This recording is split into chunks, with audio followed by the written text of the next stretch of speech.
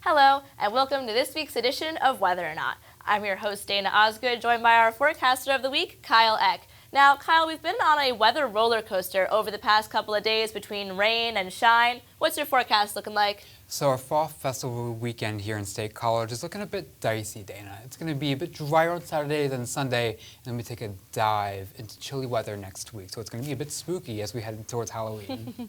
Well, I'm looking forward to hearing all about that in your forecast. However, I also believe you have some interesting nature in the news stories this week. Right, so my first one is going to be about how the Tonga volcano eruption earlier this year, how that can have an impact on our climate, and then also how your favorite wine can be impacted by weather down the road as well. How about your nature in the news?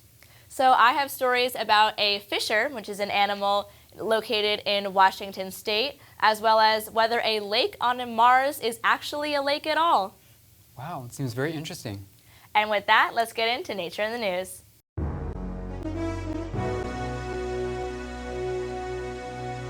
Over the summer, scientists may have just discovered how impactful the powerful Tonga volcano eruption from January this year can be on our climate.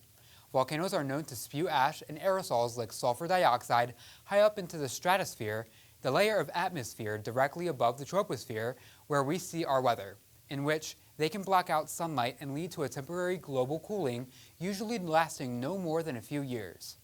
A good example of this is the June 1991 Mount Pinatubo eruption, where in the 2 years following the disaster, global temperatures dropped by about 0.5 degrees Celsius. However, the Tonga volcano was unique as to how much water vapor was ejected compared to sulfur dioxide and other aerosols. Roughly 146,000 gigagrams of water vapor were injected into the stratosphere. That's enough to fill nearly 60,000 Olympic-sized swimming pools. This may be enough to accelerate global warming in the coming years, as water vapor is efficient at trapping heat. Mars's subsurface lake is making waves in the scientific community because now scientists aren't sure if it's actually water. Finding water on Mars, even underground, was a scientific marvel because water on another planet is a pretty solid indicator of the chance of extraterrestrial life. But new research came out and scientists aren't so sure the water is water anymore. The water was originally found using radar signals, but clay minerals and frozen brine give off a similar signature. The layers of clay and brine mimic the signature of one layer of water, because radar can't tell the difference between bouncing off one layer versus multiple. These findings don't mean there isn't water underground on Mars, but it does raise concerns about whether life could exist there and could call other findings into question. But until more data is collected, scientists cannot be sure there is even a lake there at all. As Halloween approaches, wine lovers may shriek at the notion of less grape vineyard harvests. However, it's not a phantom that's to blame, it's Mother Nature. In early 2022, an unforgiving bout of frost gripped Napa Valley, nipping new grape buds off their vines. Through this past summer, a high heat and a lack of rainfall withered away strong grape vineyards that may have survived winter's frost. One silver lining, though, is that California has seen only about a fifth of the normal amount of acres burned in fires this year, with mid to late autumn being the time of year for most dangerous wildfires. With all of this going on, California is set to see one of its worst years for grape harvests in a decade, with a projection of nearly 3.5 million tons of grapes produced in the state of California. So, if you're thinking of getting yourself a bottle of wine later this autumn, don't wait.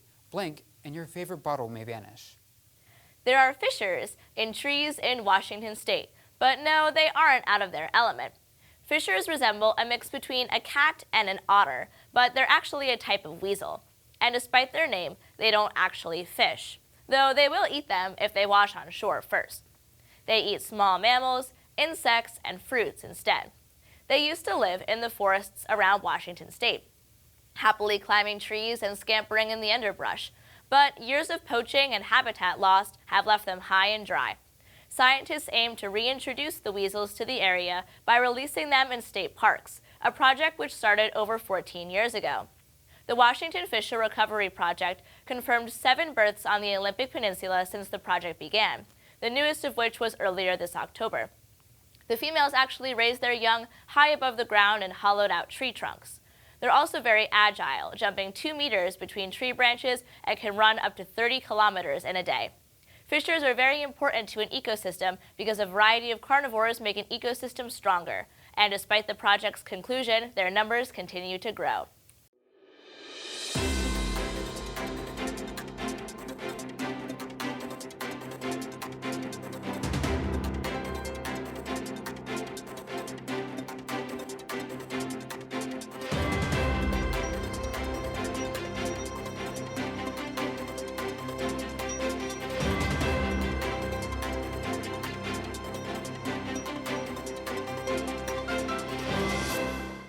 All right, let's get right into your central Pennsylvania forecast. So for our Friday, our rain system moves out, luckily, with the high pressure moving in. This brings in breezy, drier, and cooler weather, but we cannot rule out the threat for some showers here in the Adirondack Mountains of New York and the Poconos near Pennsylvania. This is associated with some remnant lake effect rain showers trying to push their way eastward. But as you head south towards the upper Middle West, you can see it's a lot drier and a lot less cloud cover. So for our friends over there, it's going to be pretty dry this Friday. For our Saturday here in State College, this is going to be the better of the 2 days to get outside and enjoy the downtown State College Fall Festival. You can see here along the I-95 corridor, not a raindrop in sight. Very little in the way of clouds, however, a bit more cloudy as you head down to the south, along with a warm front and mild conditions. This is all ahead of our next rainmaker associated with the cold front that'll bring in some very chilly weather next week. This rain showers does move through our area on Sunday, albeit it's not going to be a washout, so that's good news. We have some threat for afternoon showers throughout the Penn State area, and we do see that cold front start to move through the eastern portions of the United States. So for our Friday, it's going to be very nice, very calm, very cool also with the high near 57 degrees. This is about 5 degrees below average, but with that sunshine in place, it's going to make it feel like the low 60s. For our Friday night, if you're heading downtown, make sure you wear that jacket. It's going to be very chilly outside. 37 is the forecast low. For our Saturday, as high pressure skirts off to our south and gets away from our area, we do see a bit more in the way of clouds and a bit more warmer conditions, the high 63 degrees. And for our Saturday night, the rain does move in. This brings along with it some more cloud cover, but we don't cool off too much. 48 is the forecast low. For our Sunday, this is going to be a bit of a rocky one. We do have some threat for afternoon showers, but luckily, it's not going to be a washout. The forecast high, 61 degrees. Coming up later in our show, Caroline Castora has her feature on the student-run club Campus Weather Service's 50th anniversary. The Penn State Campus Weather Service served as a foundation for many meteorology students over the years. Celebrating its 50th anniversary, alumni and students from all over the country reunited once again. The club has such a vast alumni network, like many Penn State organizations, and it was a wonderful opportunity to meet different generations of members. Events like meet and greets, a weather briefing, bowling, and a happy hour provided ample time for mingling where stories from over the years were exchanged.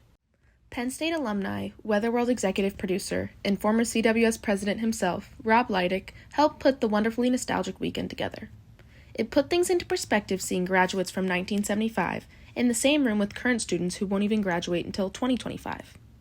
A highlight of the weekend was the main event, which consisted of food, dessert, and memories in the Joel Myers Weather Center Saturday afternoon. The Walker rooftop was also open for pictures and beautiful views. Alumni who work in many different sectors of meteorology were in attendance. Some who are on television or work for the National Weather Service were all there to talk to and inspire student meteorologists. It's important to understand where this club started from. The Campus Weather Service has a long history of being one of the oldest and largest student-run forecasting organizations in the nation. The Campus Weather Service, or CWS for short, is a fully student-run organization that allows Penn Staters to really hone in and perfect their skills as aspiring meteorologists. According to the CWS website, the club formed from two students, Richard Anselmo and Raymond Wisniewski, in 1972, who started by forecasting for the Penn State Ogons campus. Since then, thousands of students have participated in the growth and development of the club. Students learn critical meteorological skills that aren't usually learned until the latter years of college. Unlike other schools, CWS allows freshmen to get involved within their first week on campus. Current CWS President Kevin Appleby explains what makes the Campus Weather Service so special. CWS essentially represents opportunity in that the club is able to provide students with all sorts of video chances and forecasting opportunities several times a day, and with that you boost yourself ahead of other students from other universities. I feel like Campus Weather is the club that can set Penn State students apart from those students. Students improve their skills by signing up to participate in weekly forecasting and communication shifts led by upperclassmen. The forecasts are separated into regions around the state and used by a variety of clients. The communication shifts create forecast videos each morning at 6 a.m. and do forecasts for radio clients. There are also afternoon shifts for videos. Students also do a live call with a local radio station to give a forecast for the region. Not only has the equipment been upgraded over the years, the format of the club has adapted how it runs. In the past, they used to have to record their videos on VHS tapes. From starting with just a newspaper branch, to moving to only online, to adapting to a virtual weather center thanks to COVID-19, the club has continuously risen to the challenge. In an article by Penn State, the club adapted to a format that allowed members to record forecast videos and radio hits on their personal computers from the safety of their homes during the pandemic. While other student forecasting clubs took a hiatus, CWS persevered on. Former CWS president and Fox Weather employee Christopher Tate was in charge during the COVID years and explains how they persevered. One of the things that I worked to do during the 2020 term was to adapt our methods of recording so that we could do those safely and socially distanced. And that involved putting together some various software packages in a way that students could put onto their personal laptops. No matter what hardships were thrown at the campus weather service, they always came out on top. Meteorologists from the club graduate with an advantage thanks to CWS, and the skills and memories stick with them for years. It's wonderful to see organizations thrive over the years, and the Campus Weather Service is a great example of what clubs can achieve. Here's to 50 more years of CWS. For Whether or Not, I'm Caroline Castora.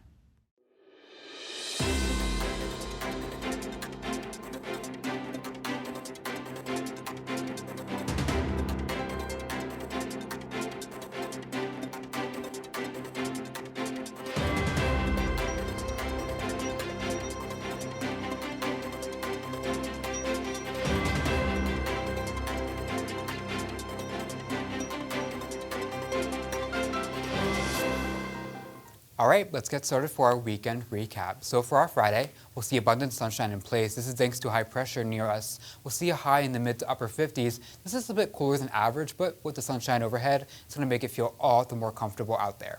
For our Saturday, high pressure moves off a little bit to our southwest, so we'll see a bit more warmth and a bit more cloud cover as well. This will be the better of the 2 days to go outside downtown. State College's Fall Festival will be seeing a high getting into the middle 60s. You can note here Saturday night, we're not going to get too cold, getting a low down near 50. So for our Sunday, we get a bit more cloudy, a bit more rain showers, but don't fret, we won't see the rain showers all day, so don't hatch your plans there. For the rest of our forecast period, you can see here every day from Monday through Friday, look at that, below average as the way goes. You can see here as well, Tuesday and Wednesday, we may fail to reach 50 degrees, so make sure you get that heavier jacket on there as well. You can see here Wednesday through Friday, high pressure does try to dominate, so we do begin to clear out as well. But all the way goes, it's going to be quite chilly as we round out the next week. Well, I'm really not ready to bring out my ski jacket, but it looks like I might have to. Just may so. Also, the overnights are going to get pretty cold. We may see our first freeze early next week as well. I know we already had our first frost, but we've yet to have our first freeze here in central Pennsylvania. Thank you for that forecast, Kyle, and now it's time for our Weather Whiz quiz. And this week's Weather Whiz quiz question is, when does PA see less than 11 hours of daylight? Is it A, September 14th? Is it B, September 26th? Is it C, October 5th? Or is it D, October 19th? And if you chose D, October 19th, you would be correct. Kyle, I'm not that excited to be losing so much daylight. I'm really a summer person at heart. I know, the days are getting shorter so much quicker, and that's a sign of the times that we're going to be getting cold very soon. I wonder how our forecast will pan out later in the semester. I know, so do I. Thank you for joining us on this week's edition of Whether or Not. Be sure to tune in next week for more content from everyone here at the team. Have a good one.